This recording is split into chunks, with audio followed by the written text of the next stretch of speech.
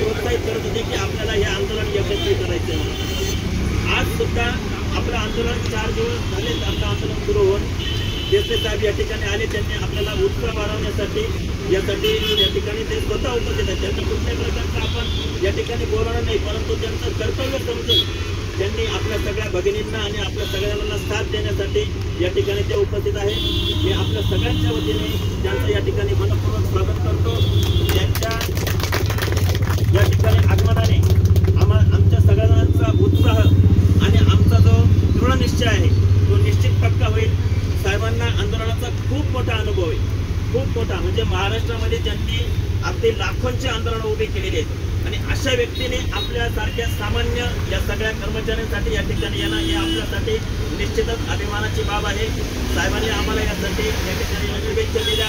मी या साहेबांना या ठिकाणी विनंती करतो की साहेबांनी आमच्या सगळ्या जणांना मार्गदर्शन करून आमचा उत्साह या ठिकाणी वाढवावा। सर्व आरोग्य आघाडीतील सर्व भगिनी, सर्व बंधू, आपण गेले अनेक दिवस संघर्ष करतायत आणि महाराष्ट्रामध्ये समायोजनाचा निर्णय हा तुम्ही स्वतः रस्त्यावर उतरून सरकारला करायला भाग पाडलेला आहे आणि तो एक मोठा विजय तुम्ही अगोदर मिळवलेला आहे। याबद्दल तुमचं मनपूर्वक अभिनंदन करतो। आपल्याला कल्पना आहे की समायोजनाची प्रक्रिया त्याच्यामध्ये असलेले 3-4 विभाग, मंत्रिमंडळामध्ये होणारे बदल, मागचे आरोग्यमंत्री आणि आताचे आरोग्यमंत्री त्यांची कामकाजाची पद्धत आणि आता लाडल्या बहिणीमुळे झालेलं सरकारचं सर्व आर्थिक वाटोळ असं म्हणतात, ते म्हणतात, मी म्हणत नाही, परंतु आज या सगळ्या गोष्टीचा परिणाम आपल्यावरती होतो। आता अगोदरचे जे आपले निर्णय झाले समायोजनाच्या बाबतीत, त्यानंतर जर पुन्हा तानाजी सावंत मंत्री झाले असते तर मला वाटते की इथं आपल्याला बसायची वेळ पडली नसती, परंतु त्यांना मंत्रीसुद्धा होऊ दिलं नाही, कारण त्यांनी बऱ्याच लोकांचं कल्याण केलं। जसं तुमचा निर्णय घेतला तसं अशांना या देशामध्ये कंत्राटी मानधनावरच्या लोकांना एका वेळेस 5,000 रुपयाची वाढ या देशात 75 वर्षे एकही मंत्र्यांनी केलेली होती, ती तानाजी सावंतांनी केली होती। आणि म्हणून चांगलं काम करणाऱ्याला प्रॉब्लेम असतात, तसं आपलंही चांगलं होत असताना आपल्या समोर समस्या आहे। आत्ताच्या मिनिटाला ज्या पद्धतीने आपण कागदावरती GR रूपाने आपल्या समोर सर्व आहे, फक्त आता अंमलबजावणीचा प्रश्न आहे आणि तो प्रश्न सुद्धा मला असा विश्वास आहे की हे जे आत्ताचं आंदोलन आहे हे अतिशय निर्णायक आहे। बोलता बोलता नवीन सरकारला आता वर्ष होती आणि या सर्व त्यांना अभ्यास करायला, समजून सांगायला आपण पुरेसा वेळ पण दिलेला आहे आणि म्हणून आजही मीटिंग चालू आहे। 2 दिवसापूर्वी मीटिंग झाली, जी मुंबईवरून जी माहिती येते आहे तर आपली एकूण काय अशीच राहिली तर लवकरात लवकर निर्णय आपल्या बाजूने होईल हा माझा विश्वास आहे। आणि म्हणून सगळ्यांना एकच सांगेल, निराश होऊ नका, निराश होऊन काही होत नाही। आपण लढलो तर समायोजनाचा GR निघाला, आता आपण संघर्ष करू तर 100% अंमलबजावणी होणार आहे, याच्यावर विश्वास ठेवा। हे कामावर आले नाही, हे मोर्चात येत नाही, काही लोक घरी बसून राहतात, हे सर्व चालणार आहे। या देशाला जेव्हा स्वातंत्र्य मिळायला पाहिजे होतं त्यावेळेस सुद्धा 2% लोक रस्त्यावर असतात, लढणारे लोक नेहमी कमी असतात, म्हणून स्वतः निराश होऊ नका।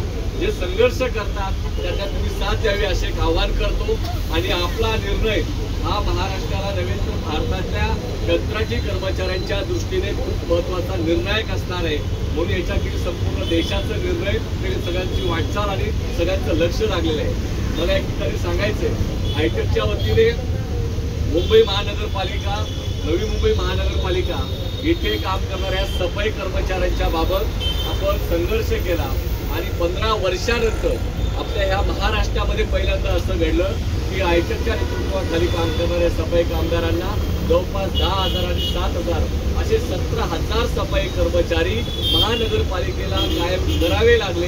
हा सुद्धा एक मोठा विजय आपल्या दृष्टीने झालेला आहे। त्या निर्णयाचा सुद्धा फायदा हा आपल्या चर्चा करताना सरकारच्या समोर दबावासाठी आपल्याला वापरता येतो आणि म्हणून कामगारांचं संदर्भातल्या भूमिका सरकारच्या या समजून घेतल्या पाहिजेत। कामगारांच्या बाबतीत सरकारला कधीच आनंद वाटत नाही। आताचे मुख्यमंत्री आणि उपमुख्यमंत्री हे तुम्हाला मला सांगायला दुःखाने सांगावंसं वाटतं, या 2 लोकांना आपला काय विरोध असतो, ते म्हणतात विकासाला पैसे पाहिजे, कामगारांच्या विषयावर बोलू नका आणि म्हणून या सुद्धा दिरंगाई व्हायला ते सुद्धा एक कारण आहे।